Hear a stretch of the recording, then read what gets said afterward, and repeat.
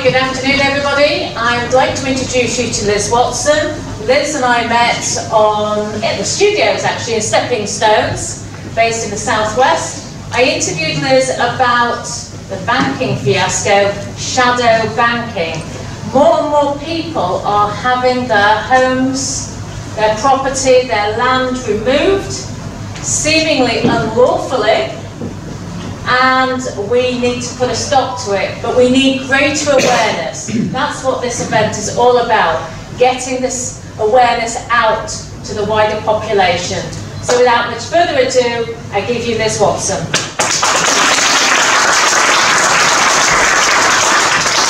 Right, thank you very much, Caroline, for the opportunity to share a little bit of knowledge that I've gathered through the mills of life. What I'd really like to touch on is that interview, which was at the end of July with me on Caroline's website about shadow banking, and I think you might find it quite an eye-opener because some of the exhibits were uploaded on the camera, and they include what a counterfeit bank statement looks like. Has anybody seen a counterfeit bank statement?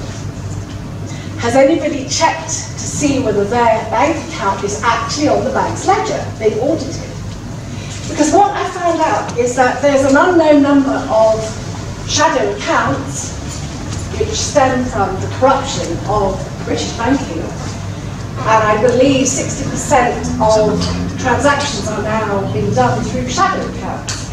So let me define what I call a shadow account. A shadow account, to my understanding, is something that is using false numbers, fake account numbers, false sort codes, and is not on ledger, so it can't be audited. So what does the National Audit Office have to say about this, I wonder? Not only that, the shadow accounts are being used, they only are used where there's money laundering. What's money laundering? I think we've seen various examples of money laundering. Shadow banking and shadow accounts go hand in hand. The key thing, I think, to define it is that it always results in an unregulated debt and an unregistered debt. And an unregistered debt can't be audited, therefore it can't be regulated. The FSA said to me last year, nobody can be bankrupted on an unregistered debt. I thought, thank God for that, because they were trying to bankrupt me last year. They wouldn't put it in writing, however, and I think it would be great if some of us could get together and lobby these so-called regulators to put these kind of things out there and put it in print. You can't bankrupt somebody on an unregistered debt. SMEs, a lot of them are businesses have been stolen through false accounts on debts that aren't registered. But who bothers to check the forensic trail? Who's checking the audit trail? The National Audit Office isn't. The National Audit Office is supposed to be checking every single transaction the bank ever does. Has anybody heard about the Bankers Book Evidence Act, 1879? Anyone? That act is very short, it's about 1 page, but it says about the strict terms that have to be complied with to produce the evidence that is needed to establish whether a mortgage exists, whether the debt exists, and whether the account in your name exists. But the interesting thing is, I've never come across a British judge yet who will comply or invoke that act. But as I see it, a lot of these long trials that take place in Her Majesty's courts, they can go on for months, when actual fact they could be sorted out in about 10 minutes flat. If somebody would invoke the Bankers Book Evidence Act and have a look at the forensic evidence, if every single mortgage account and every single bank account has to be recorded on the bank's books. So we then face the demons of the British bankers, which seem to be well covered at the moment. If we call for the sunlight of truth to be brought into British banking, and we say, right, I would like to know, if you bring up your bank randomly, and ask them about the account number and say to them, can I have proof of the mandate? Did everybody sign a mandate to open that account that's in your name? Or did any of you start receiving random bank statements like my husband and I did, which actually went on for a good 15 years before I actually suddenly thought one day, bloody hell, this bank statement's arrived in August 2013, and it said DR, £407,000, 24.19 pence against mine and my husband's name. I thought, what? And then I looked a bit more closely, and it said under telephone number, blank, fax number, blank, department, specialist unit, and I thought, I'm going to phone them. And then I had a marathon journey to get through to the right person in the private banking unit of Bank of Scotland PLC, who eventually got me through, and they said, oh no, it's not enough to just ring the unit, you've got to get the relationship manager. I said, well, who is it? And there was like about 8 of them, nobody knew who was our relationship manager. Eventually I did get hold of somebody, and I taped the phone calls. I've got about 300-400 taped pieces of evidence of HBOS, Lloyds Banking Group PLC. I call them Hell's Bankers, organising stealth. They opened up 6 banks in our bank accounts in our names without our instruction, without our signature, without a checkbook, without a debit card.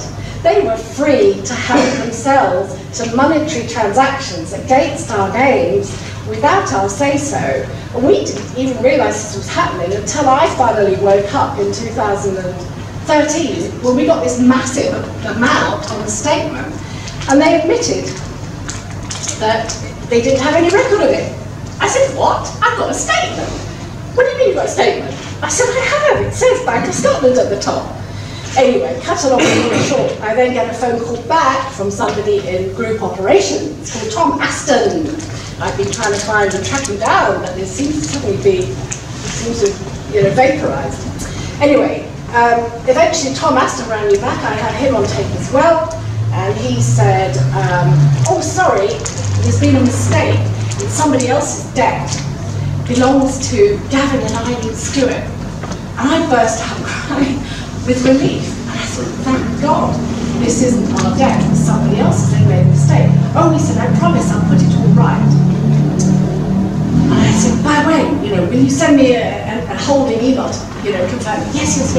And a few more things to discuss. But it was a very emotional experience because I had been struggling in British courts since 2008 on an unissued claim for possession on our family home, which I thought I'd paid cash for.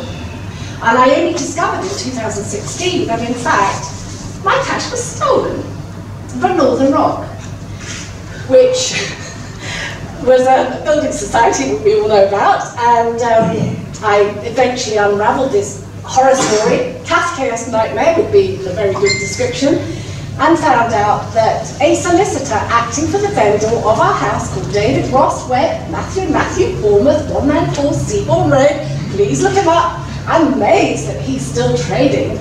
I'd been to the SRA and they told me, oh no, he's got exempt status with the FSA, because I said this man is peddling a false instrument through British courts. Oh no, he's got exempt status. When I looked at the conditions and the caveats of exempt status, I thought, what does that mean? Is he exempt so that he can commit fraud? Yes, is the case. This is the case.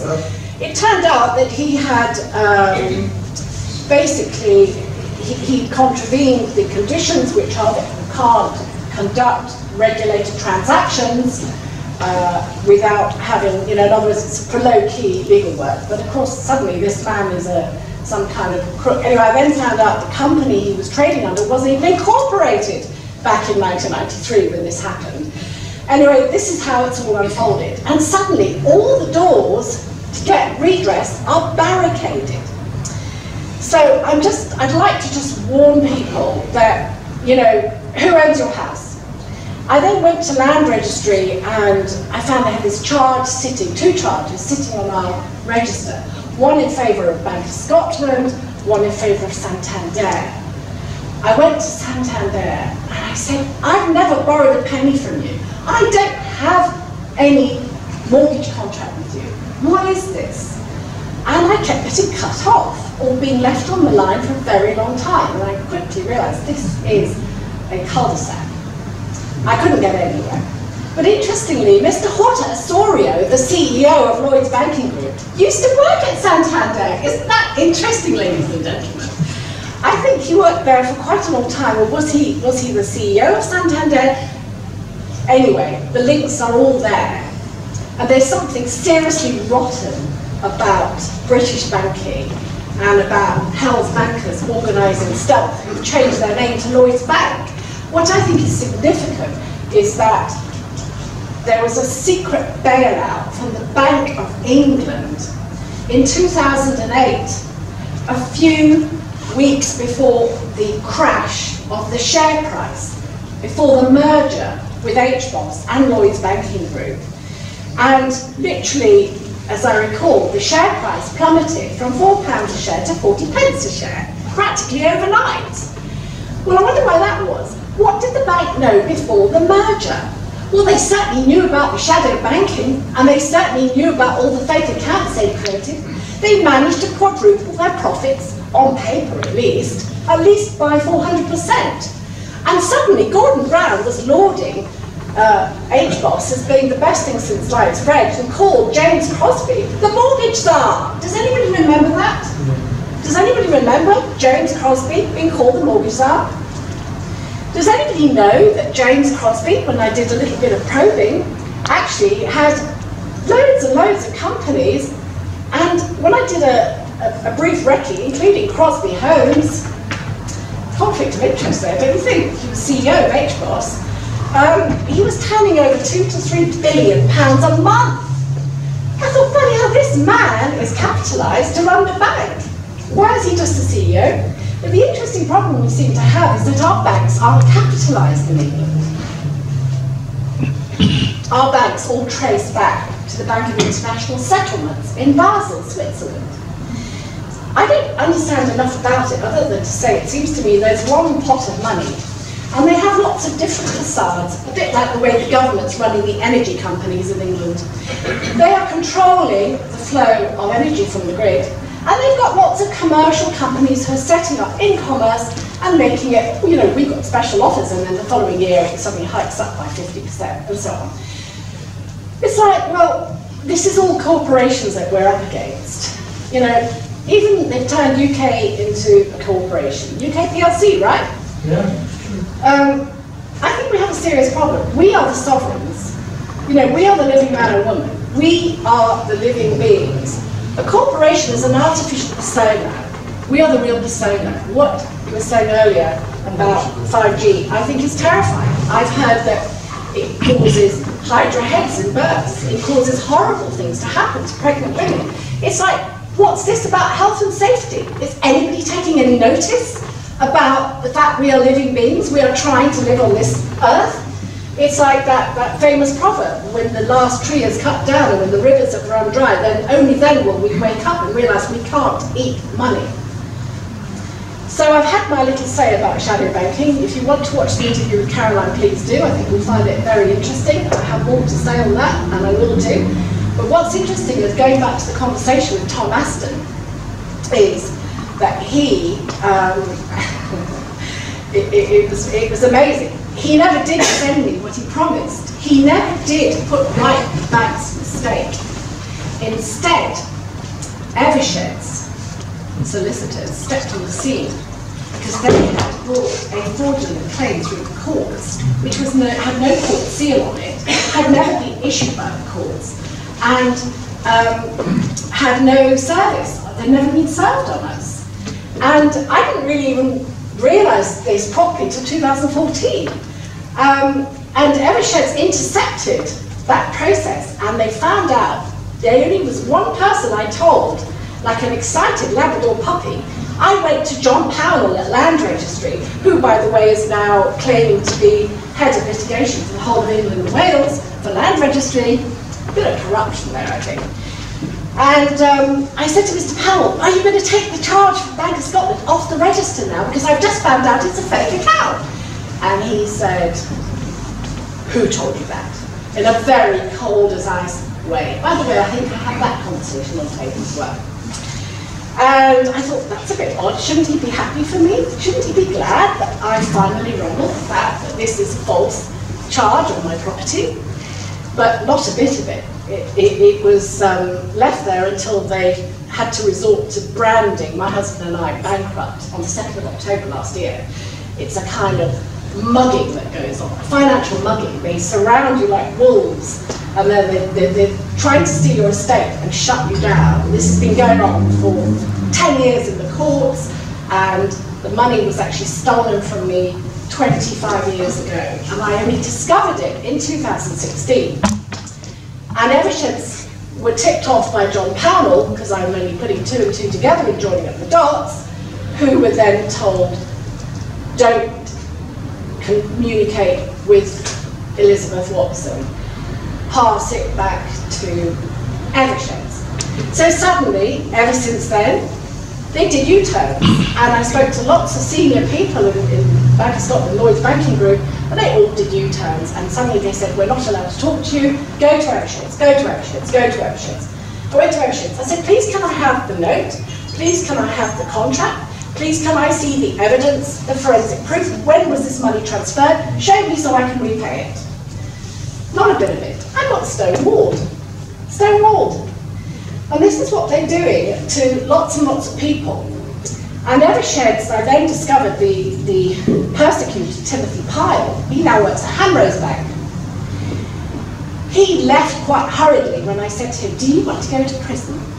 You're acting with false colour.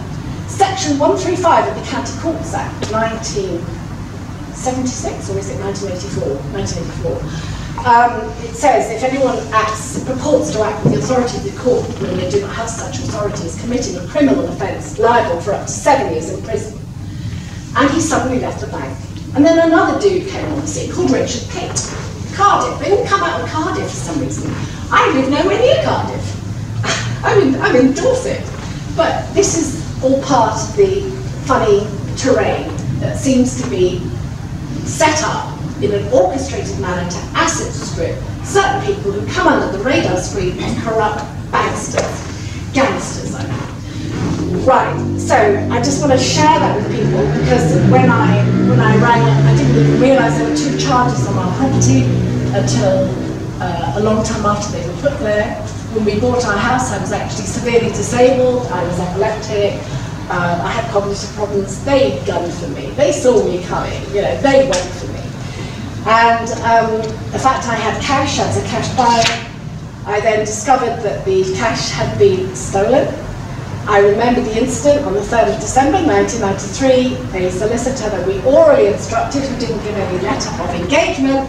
So if any of you deal with solicitors, make sure you get a letter of engagement, make sure there's a client account in your name and that there are wetting signatures and there's proper terms and conditions. We did not have that. I had no frame of reference of lawyers being corrupt and stealing at that time in 1993. And that's exactly what happened. They stole from us. This lawyer came round to the house. He said, can I have to borrow your passbook? He said, there's a contract race on. I have to show and prove that you're a cash buyer. Shall I help you out and just show them your passbook? And like an idiot, I said yes. I gave him the passbook, not thinking of it as like handing him a pile of cash. But that's actually what happened. He took the passbook and he emptied it. And we were given vacant possession on the 16th of December 1993 with no papers. So here we come again to theft by pen and paper. This is how it's done. It's that easy. They gave us the vacant possession of the house, they gave us the keys, and they said, oh, we're not quite ready yet with the paperwork. The completion statements, etc., will follow in the new year. Well, you're quite right to think, well, God, that woman must be a lunatic. How could she move into our house without paperwork? It was close to Christmas, we were excited, it was our first family home, we had a young baby, you know, we had a lot going on. We thought the legal profession were whiter than white. We had a frame of reference which had no knowledge of these kinds of corrupt activities that people now becoming more and more prolific to engaging with these so-called professions. I don't like to call them professionals. And anyway, what David Webb did, I discovered he not only stole the purchase money I've even got the proof from Land Registry. I went there and John Powell was there, and he was like a gangster and he was extremely hostile. I thought, what the hell's going on? And cut a long story short, I found there were 3 entries showing £185,000, which wasn't even all the money that was there, but they were used to pay off 3 debts of the vendor. And the key was they didn't hand over the freehold. So there was no consideration in legal terms for the money that was paid, and there was no record recorded on any completion statement. It's very important to get the paperwork, because we're living in an admiralty law climate. Bills of lading, everything, you know, certificate of title, certificate of marriage, certificate of birth, certificate of death, this is all to do with admiralty law. The Wicker Man that never lived. I found out through Sacha Stone, who is an amazing man. If any of you don't know about ITNJ, look it up. International Tribunal of Natural Justice. They are amazing. They're exactly what they say.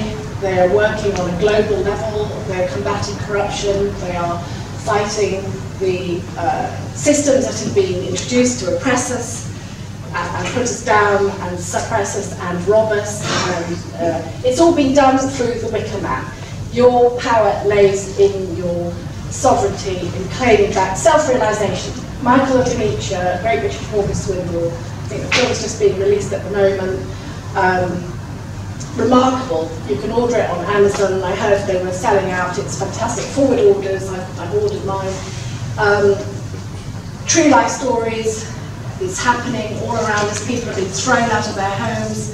It's not getting reported very much at all, or they make it look like an isolated incident. People have been thrown out of their homes. There have been no paperwork, no debt, no proof of debt, no accounting done. If you think about it, if somebody comes to you and says, there's no law in England, by the way, that allows anyone to repossess your house. There is no law. The Magna Carta, you know, there's no law that allows a mortgagee to take a property from a mortgagor. When you grant the mortgage, you are the mortgagor, you are the grantor. Nobody has the right to take your house. Nobody. Even if you are supposedly owing money, they still have to show the accounts. They have to show the accounting exercise. And the fact that they're trying to take the house is because they're trying to capitalise the banks, because they're undercapitalised. So I've come to realise that this is the true state of play. It's not been talked about. The Treasury is very reluctant to even look at the issue of shadow banking. As I see it, it's a scourge of the nation. Rehypothecation. Does anybody know what rehypothecation is? Tennis. It's like, sorry? Debt on the debt. Ah, it's when they borrow from the borrower. It's like a Ponzi plus. It's one step up from securitization. When they take your asset and they don't even tell you, and they take out loans, this is what they've done on my house. Not only did David Webb steal my cash, he then created a fake lease. It was fake because he put an extra digit from the land registration number. He added an extra digit. And land registry had to admit it was, they wouldn't use the word fraudulent, they said it's erroneous. They won't correct it. They offered to correct it. I said, why are you offering to correct it? Your slip rule says you've got to do that within 56 days. This is now 20 years ago. Oh, does it say that? I said, yes. I'm still stuck with the Santander false charge on my house. I've never had a penny from Santander. I had discovered David Webb took out 7 mortgages in our name. 7 mortgages with 4 different banks. But were they really different banks, or were they all coming back to the Bank of International Settlements? I think we can join up the dots there. The trouble is, we seem to have got suckered into this kind of vortex of corruption, where the British establishment, funded by the Treasury, fueled by the corrupt regulators who are what we call capture regulators. They're not regulators at all, no-touch regulators. I'd like to get in front of Andrew Bailey. I'm hoping I will do so. I wrote to the Lord Chancellor recently because of this false bankruptcy. They branded my husband and I bankrupt. I said to the so-called official receiver, where is the debt? Couldn't show me a debt. So he sent me a piece of paper that said some lying toad at Eversheds claiming to be the creditor. I said, what? Where's the paperwork? You know, show me the forensic proof. Anyway, the fact is they will not show it. We have a system which has now gone into collapse because there's now an anonymity in play for fraudsters to help themselves to your estate, or your assets, or your money, or whatever they want, even your children in some cases. They are taking everything of people on a number, which they put against your national insurance number, your barcode. We're all barcoded. So, what are the solutions? Take your power back, self-realization. I love what Michael Benicia says about self-realization. Who are you? You know, we have to get back to this. You know, who are we? Why are we here? We're up against a kind of cold war with corrupt officials. They're all court officers. Banks are court officers, lawyers, solicitors, barristers. Even staff working in the court are called court officers, and they've all got some kind of immunity, but they're all in a cosy little coterie. But they're supposed to be, you know, upholding your rights in law, but then it comes to the question mark, well, who guards the guards? These court officers are stealing from us. It's that simple. The big name law firms are being used by crooks working inside of the banks, like an inside track in the shadow bank inside, which is a bit like a cancer that's growing within the organisation. And they are targeting people who they think are high net worth, and they call them high net worth because they don't have a mortgage, they don't have a death grip, mortgage, death grip. That's why they targeted me and my sister. My sister's had an order put on her name from a judge in the High Court, Queen's Bench Division, Master Davison, I think it is. I think he's fairly new. New kid on the block. But who the hell is he? Who are these judges? What gives them their authority? They seem to have feet of clay. They're umpires in their own game. It's like, I wrote to a judge the other day and I said to him, you, the guy who put the ECRO on me, extended civil restraint order, no seal on the order, done without notice, on a claim number he introduced. I said to him, you are asking me to win at bowling with both hands tied behind my back. I said, how can it be done? How can it be done? It's a rigged game. So, I would stay well away from the courts. I don't even know if I can call the courts now. I wrote to the Lord Chancellor and I told him my plight, and I got back a letter from the Crime Commissioner for Thames Valley Police, Anthony Stansfeld, who is my hero. And I absolutely think that man is wonderful. He's like the new Lord Denning. He is fighting corruption on a fantastically powerful scale. He gave a compelling speech at the ITOJ in the middle of April. And he knows victims being thrown on the street. I think I just saw on Twitter this morning, 1 in 200 people are now officially homeless on the streets. 1 in 200, apparently in Birmingham it's 1 in 70. It's like, what the hell is going on? What happened to the laws of England?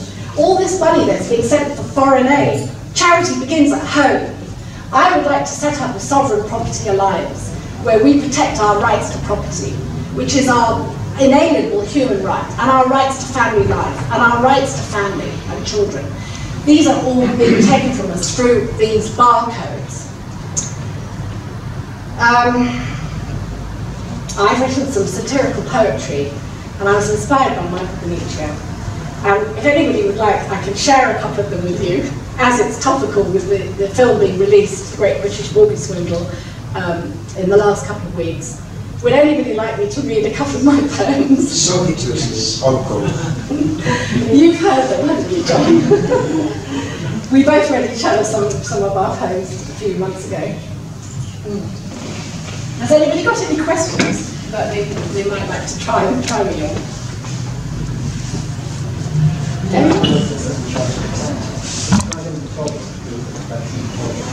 Solicitors was one of the professional bodies. I did go to the professional body, and interestingly, the Financial Reporting Council, there's a lot of questions that need to be asked, because we found out that firms like KPMG, who are the auditors for Lloyd's HBOS, did you know that before the merger they didn't even audit HBOS? How can you merge two banks without auditing HBOS first? I even rang up the executive's office and warned them. They carried on regardless. What did the bank know? You know, in criminal law, you have to fulfill two standards. Mens rea, actus reus. Guilty mind, guilty act. It's no good just proving the guilty act. You have to show they intended it. That's why they've got this Dobbs inquiry, the Griggs inquiry. There's all sorts of inquiries going on. But they know the truth. They know the bank knew what they were doing. And a printed statement is hard evidence. This fake account, 05353118, sort code 301818, comes once a year, 30th of August, like clockwork. I've gathered about 4 or 5 of these fake statements. Who's got the printing press inside of Lloyd's Bank? Isn't this an interesting topic? How many banks? Pardon? Good point. Good point. I looked at some of the trading addresses. It's not even official that they have to disclose their legitimate trading addresses. They're using PO box numbers for Santander and a lot of these dodgy banks. PO box numbers. How many of you get statements with a PO box number? Check it out. Check out the land registry. Where's the deed that created the charge? They don't have a deed. They don't have an original deed. If they haven't got an original deed, they've sold it on. They have to have the original, otherwise they've already sold the debt on, which means there's no debt. The fact they've done it on the back of a false instrument is an abomination, is it not? Right, well thank you Liz for... I was going to read... Do you want me to I'll quickly read you a poem if you like, because this is actually sums it up. Weren't deeds scrapped a lot of years ago? No, they tried last year to say that they can now make a deed electronically. Don't be fooled. They still have to have the original deed with wetting signatures from the Supreme Court ruling, Mercury versus Swift case, 2015, with Lady Hale, as far as I know. Thank you. And some years ago, they were trying to privatise the land registry. How much progress have they been with that? They were trying to privatise it, opening it up for corporations to buy it, so it's not in the... That was the Infrastructure Act of 2015, wasn't it? Yeah. Wait, they've always been private. They've always been running as a private thing. It's private, isn't it? This is an interesting thing about land registry. They've got about 23 million properties under their control. And they lie in their advertising because they say, register your property, protect it from fraud. And hey presto, as soon as you register it, what happens? You hand in your property over. Exactly. And there's difference between a Lloydium title and a Lloydial title. The true title is the Lloydium title. That is the true freehold. You are the owner of your freehold. What they do is, by registering it, you're gifting your freehold to the Crown. So they take the footprint of your property and then say you're the Lloydial title holder. Bollocks. Not true. Not true. They made it up. What are you doing about that then? We are looking at that with this thing I mentioned earlier. And Michael Benite showed a lot of knowledge. It's time. We're in an evolution of human consciousness. As people wake up, as we gather together, as we join forces, we can combat this shocking corruption. But we have to start with taking a stand for our property rights, our rights to family life, our rights to privacy, our rights to children. We don't need an overbearing government telling us what to do, bossing us around, who themselves well, come back to the EU, who haven't signed their books off for 20-something years. They're all corporations, that's the biggest problem. Exactly, exactly. Like I write to them and say, Genesis 26 to 28, man and woman has got domination over the Dominion, yes. Not you.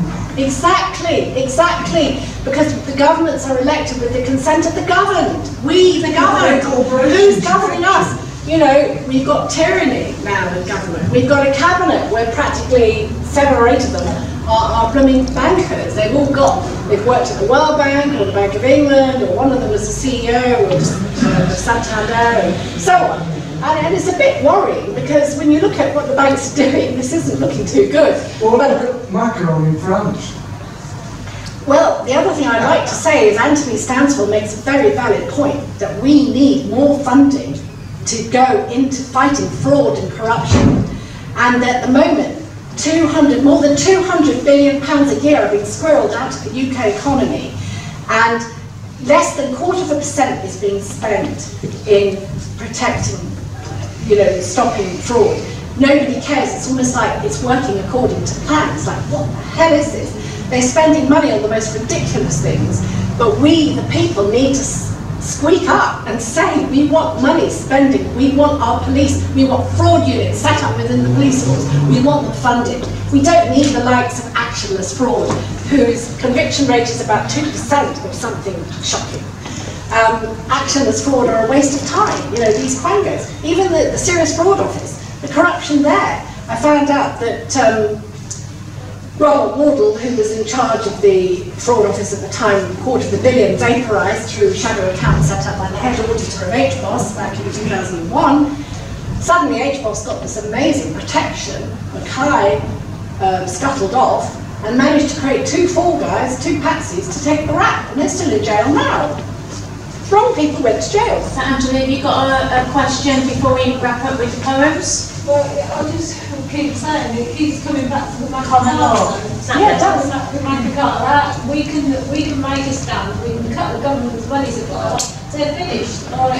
We have an awful right to do it. Exactly, and the whole thing is, when we were looking at for who shall we support on politicians on the political front, don't you think they're all involved in this? Or most of them are involved in some... Yes. That's the thing, and even the aspiring politicians. Why is it that none of our politicians are prepared to talk about military unification? Yes. Right? It's a simple subject, isn't it? No, none of them. Yes, they might have somebody to speak at a conference, and that's it. There's no literature produced. And what is it about Finchley Road, which is a topic that I'm going to talk about a little bit later on? I've interviewed Gordon Bowden quite a few times now on Stepping Stones. Who do you think might be implicated with the Finchley Road? He hasn't unveiled half the number of people. These people, they are your everyday people that are in the spotlight, but you've heard of these people. They're famous people, they're politicians, they're business people. Panama Papers, Paradise Papers. But, people say, oh, are they paying tax? It's okay if they're paying tax. Really, we're talking about money laundering here in many of these cases. We're talking about fraud. On an industrial scale. So they're paying tax, but the money was acquired by fraud in some of these cases. With no footprint in shadow accounts. Right. And another thing is that's happening in British courts, which we have to fight back about. Are these courts fit for purpose? No. They don't even insure the building. Every other commercial establishment has to have insurance, not British courts. There's all kinds of anomalies. Everything is wrong. Everything is rotten in our judicial system. You can put any court in your life on company checker and it will come up as another corporation. Exactly. Exactly. How many people know this? People go into court in trepidation and fear, which ruins all their biochemistry, and they can't think straight. And they're dealing with people who haven't got clean hands. We need to claim we want equity law, equitable, fairness, ancient trust laws, 2,000 years old. Serious Fraud Office told me this, by the way. They said you go in on equity law, claim your equitable rights. The equitable title holder can grant the legal title. It's not the other way around. They're claiming the legal title on your property. But what's it worth? Poetry. We've got to wrap it up because we've got 3 more speakers. That's the problem. We've got 3 more speakers. Okay. Yeah. I was just going to tell about the practicing. Does anyone know the practicing solicitor and barristers are sitting as a judge in the High Court? Do you know that? Yeah, they're all members of the we don't bar. have an independent judiciary. The practicing solicitor and barrister. One day, my opponent are employing them as a barrister for themselves, and next day they sit as a judge on the same court. Yeah, there is no independence, and we're lied to by pen and paper. It's because it's Babylonian. It's all Babylonian language. Yeah. And we're supposed to be Christian. I'm a victim of solicitor's wrongdoing. I exposed it. The firm has been shut down by the Law Society, and 10 years is going a petition by a fraudsters for 20,000. Today has grown to 2.5 million pound cost. And they want to get my home, my family home, my business, and they are just writing letter and saying, you are coming here to change your law. I go to the court with the application to put a stay of the proceeding, And they are saying that, oh, their judge is not available. And these people are they will put it in front of the chief registrar or chief judge Nicholas Briggs, nephew of the Lord Justice Briggs. Lord Justice Briggs is dismissing my application in the Supreme Court, and his nephew is ordering the possession order on 9 property of me and brother and sister who are re-immigrated to England. We brought capital to this country. And I honestly think we're really running out of time. No, but I want to tell everybody know that the practitioner is the ambassador was sitting as a judge. Yeah. Okay. Well, honestly, we've got many conflicts of interest. Caroline Whelan, the CEO of the Financial Ombudsman Service, apparently used to work at Evershed, very senior capacity, or as a director. Okay, here's my poem. It's actually a tribute to the great British mortgage swindle. The two Michaels. Michael, you're a legend, a mentor, and a friend. You've cleverly exposed the fact that banksters do not lend. You flagged up all the mortgages and never-ending spend. Loan interest paid on nothing, a debt that never ends. Michael, you're a maestro who really knows his stuff. The artful way you've raised the game, unravelling their bluff. Despotic banks and banksters colluding with their judge. Fake balance sheets and lawlessness, they need a mighty nudge. They've hid away due process of laws meant to protect. The twists and turns of evidence, it's all done for effect. Describing us as borrowers with nothing there to show. You've never yet received a dime. Their game is touch and go. Michael, you're a star who's totally debunked void deeds and diatribes of lies designed to leave you sunk. Withholding all disclosure, so justice is beset. Surrounding this with witnesses we've never even met. They'll steal your home without a loan, divesting you of everything you own, so try not to forget. They're ultimately powerless, devoid of all respect. They have no method to enforce, let truth reveal the winning course. The claim they made is yours to thwart. They can't withstand the test. Burdens of proof elude them still, so target their Achilles heel. It's right that you protest. They throw away the people's rights to usury's neglect. We must rebel, the time is now to stop their spinning just for effect. Collateral damage isn't ours, it's theirs alone to carry.